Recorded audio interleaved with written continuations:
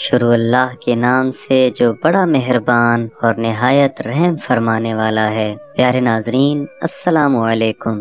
آج ہم آپ کے سامنے حضور غوث پاک رحمت اللہ علیہ کے ایک عقیدت مند مرید کا نہایت ہی دلچسپ اور سبق آموز واقعہ لے کر حاضر ہوئے ہیں کہ جب وہ مرید مصیبت میں مبتلا ہوا تو حضور غوث پاک رحمت اللہ علیہ نے کس طرح اس کی دستگیری فرمائی۔ اس واقعے کو مکمل طور پر سمجھنے کے لیے ہماری ویڈیو کو آخر تک ضرور دیکھیے گا اور پسند آنے پر لائک اور شیئر کیجیے گا۔ پیارے ساتھیوں، پرانے وقتوں کی بات ہے کہ کسی علاقے پر ایک بادشاہ حکومت کرتا تھا۔ یہ بادشاہ انتہائی لالچی اور ظالم قسم کا انسان تھا۔ اس بادشاہ کا ایک سپہ سالار تھا جو بہت ہی طاقتور اور ہوشیار آدمی تھا، اور ساتھ ہی ساتھ میں یہ ایک جادوگر بھی تھا، لیکن سب سے بڑھ کر کہ یہ بادشاہ کا نہایت ہی وفادار تھا۔ بادشاہ نے اپنے اس جادوگر سپہ سالار کی مدد سے ایک زیر زمین غار بنوائی ہوئی تھی جس میں وہ اپنا خزانہ رکھا کرتا تھا۔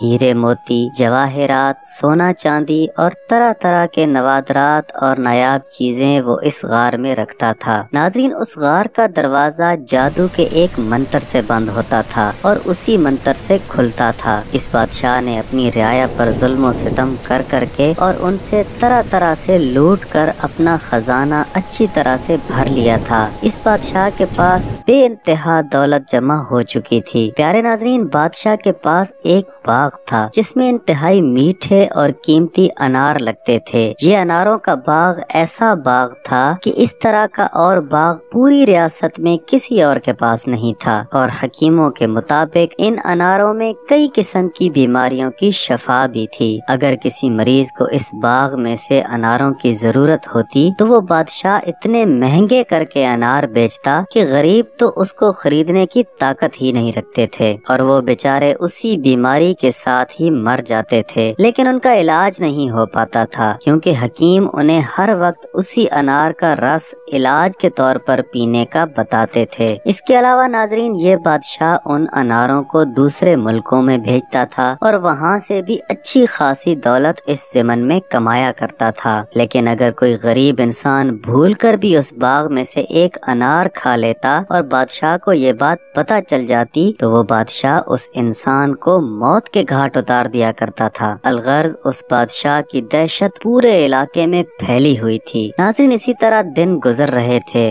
اور لوگ اس بادشاہ کا ظلم و ستم خاموشی سے سہ رہے تھے، لیکن ساتھ ہی ساتھ اللہ تعالیٰ سے دعا بھی کر رہے تھے کہ وہ اس ظالم کی قید سے انہیں آزاد فرمائیں۔ پیارے ساتھیوں، ایک دن کیا ہوا کہ اس علاقے میں حضور غوث پاک شیخ عبد القادر جیلانی رحمت اللہ علیہ کے ایک مرید کی آمد ہوئی جو علاقے کی مسجد میں رات گزارنے کی غرض سے چلا گیا۔ جب رات کا اندھیرا چھا چکا تھا تو ایک شریف انسان نے اس کو کافی دیر مسجد میں بیٹھے ہوئے دیکھا تو اس سے پوچھنے لگا کہ خیریت تو ہے بھائی، تم کون ہو اور اتنی دیر سے مسجد میں کیوں بیٹھے ہو؟ تو غوث پاک کے اس مرید نے بتایا کہ محترم، میں ایک مسافر ہوں، بغداد سے آ رہا ہوں اور آج کی رات یہاں قیام کروں گا۔ اس شریف انسان نے اس مسافر کو اپنے ساتھ لیا اور اسے اپنے گھر لے آیا، اس کو کھانا کھلایا اور رات رہنے کے لیے جگہ بھی دی۔ کھانا کھانے کے بعد غوث پاک رحمت اللہ علیہ کا وہ مرید اپنے میزبان سے کہنے لگا کہ محترم، میں نے سنا ہے کہ آپ کے علاقے کے انار بہت مشہور ہیں، کیا آپ مجھے انار کھلا سکتے ہیں؟ میزبان نے کہا، آپ بالکل ٹھیک کہہ رہے ہیں، لیکن وہ انار آپ کو کسی بھی قیمت پر نہیں مل سکتے۔ ناظرین، یہ سن کر مسافر حیران رہ گیا کہ آخر ایسا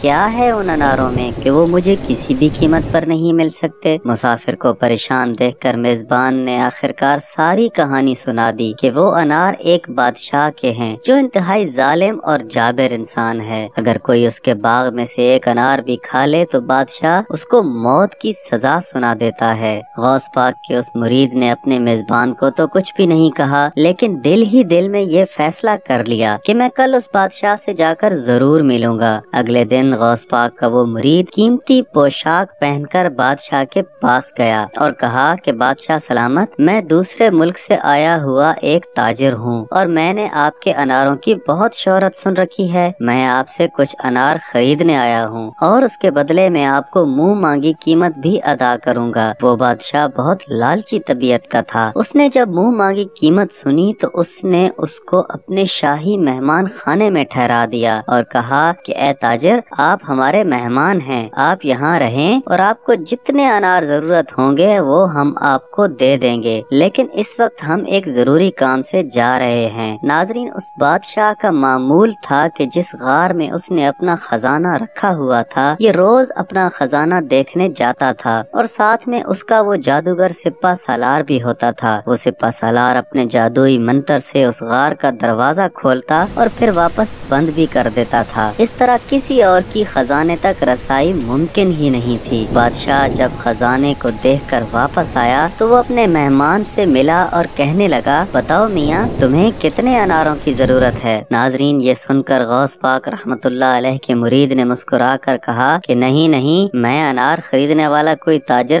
ہرگز نہیں ہوں، بلکہ میں تو ایک مسافر ہوں اور حضور شیخ عبد القادر جیلانی المعروف غوث پاک رحمت اللہ علیہ کا مرید ہوں۔ میں یہاں سے گزر رہا تھا تو میں نے ان لوگوں کو برے حالات میں دیکھا، ان پر ظلم و ستم ہوتے ہوئے دیکھے تو میں ان کی مدد کرنے کے لیے یہاں رک گیا۔ بادشاہ سلامت، میں آپ کو اللہ کی ناراضگی اور غضب سے ڈرا رہا ہوں کہ برے کاموں سے باز آ جاؤ، غریب رعایا پر ظلم و ستم نہ کیا کرو، اور جو خزانہ آپ اس غار میں اکٹھا کر رہے ہو وہ آپ کے کسی بھی کام نہیں آنے والا۔ ایک نہ ایک دن آپ اس دنیا سے خالی ہاتھ چلے جائیں گے اور یہ خزانہ آپ کی کوئی بھی مدد نہیں کر سکے گا۔ ناظرین، جب اس بادشاہ نے یہ سنا تو وہ غصے میں آگ بگولا ہو گیا اور اس نے اپنے سپہ سالار کو حکم دیا کہ اس گستاخ مسافر کو اٹھا کر جنگل کے وسط میں پھینک دو تاکہ جنگلی جانور اور درندے اسے کھا جائیں۔ اس جادوگر نے غوث پاک رحمت اللہ علیہ کے مرید کو اپنے جادو کے اثر سے بے ہوش کیا اور خوفناک جنگل کے بیچوں بیچ پھینکوا دیا۔ ناظرین، پھر تھوڑی دیر کے بعد ہی اس مسافر کو ہوش آ گیا۔ اس نے ایک مرید کو اس مشکل گھڑی میں اپنے پیر حضور غوث اعظم شیخ عبد القادر جیلانی رحمت اللہ علیہ کی شدت سے یاد آئی اور اس نے ان کا نام لے کر اپنے ارد گرد ایک دائرہ کھینچ لیا اور اس میں بیٹھ کر وہ غوث پاک رحمت اللہ علیہ کو یاد کر کے رو رو کر اللہ پاک سے دعا کرنے لگا کہ اے تمام جہانوں کے پالنے والے پروردگار، میں آپ کو حضور غوث پاک کا واسطہ دیتا ہوں، اگر میری موت ایسے ہی لکھی ہوئی ہے تو میں تیری رضا پہ بالکل راضی ہوں، لیکن ان غریب اور مظلوم گاؤں والوں کی مدد فرما، انہیں اس ظالم بادشاہ کے ظلم سے نجات عطا فرما اور کسی نیک دل انسان کو ان پر حاکم بنا۔ پیارے ناظرین، ادھر یہ نیک مسافر دعا کر رہا تھا اور ادھر وہ بادشاہ محل میں بیٹھا ہوا بے چینی محسوس کرنے لگا۔ اسے کچھ سمجھ نہیں آ رہی تھی کہ اس کے سینے میں اچانک یہ گھٹن کیسے پیدا ہونے لگ گئی ہے۔ آخرکار اس نے فیصلہ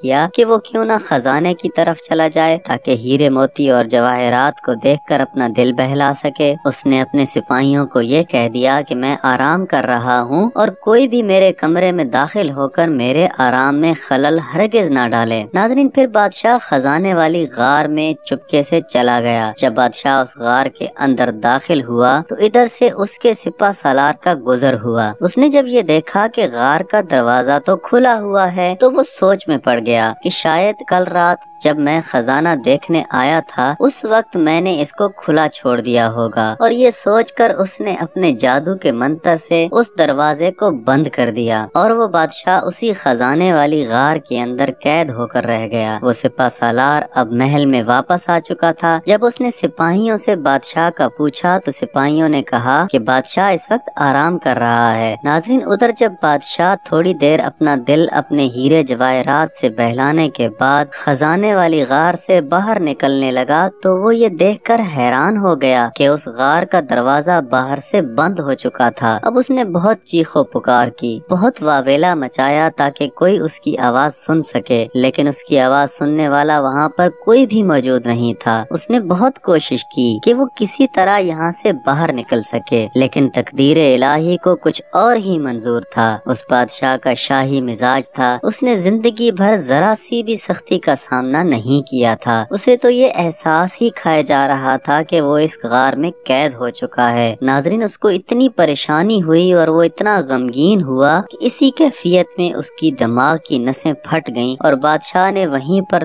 تڑپ تڑپ کر اپنے ہیرے جواہرات کے ڈھیر کے اوپر جان دے دی۔ ناظرین، ادھر کیا ہوا کہ جب کافی دیر کے بعد بادشاہ کی کچھ خبر نہ آئی تو اس کے سپہ سالار جادوگر کو پریشانی ہوئی۔ اس نے بادشاہ کو تلاش کرنا شروع کر دیا اور تلاش کرتا کرتا یہ اس خزانے تک جا پہنچا اور غار میں جا کر اس نے جب دیکھا کہ بادشاہ کی لاش ساری زندگی کی اکٹھی کی ہوئی دولت کے اوپر پڑی تھی اور اس دولت نے بادشاہ کی جان نہیں بچائی تھی اور بادشاہ بے یار و مددگار کسی سائل و فقیر کی طرح دولت کے انبار پر جان گنوا چکا تھا۔ ناظرین، جب اس نے اپنے بادشاہ کی یہ حالت دیکھی تو اسے غوث پاک رحمت اللہ علیہ کے اس مرید کے وہ جملے یاد آ گئے کہ ایک دن یہی دولت جسے تم اپنی زندگی مانتے ہو، جسے تم اپنی حیات کا مقصد جانتے ہو، یہی تمہاری زندگی ختم کر دے گی۔ ناظرین، یہ سپہ سالار بادشاہ کی لاش دیکھ کر گمسم کھڑا تھا اور تھوڑی دیر کے بعد بغیر کچھ سوچے سمجھے یہ جنگل کی طرف چلا گیا۔ اسے اپنی منزل معلوم نہیں تھی کہ یہ کہاں جا رہا ہے، بس اس کے دل میں دنیا سے اکتاہٹ پیدا ہو گئی۔ یہ اپنی باقی کی زندگی ویرانوں میں گزارنا چاہتا تھا۔ ابھی یہ جنگل میں گیا ہی تھا کہ اس نے دیکھا کہ غوث پاک رحمت اللہ علیہ کا وہی مرید جسے اس نے جنگل میں چھوڑ دیا تھا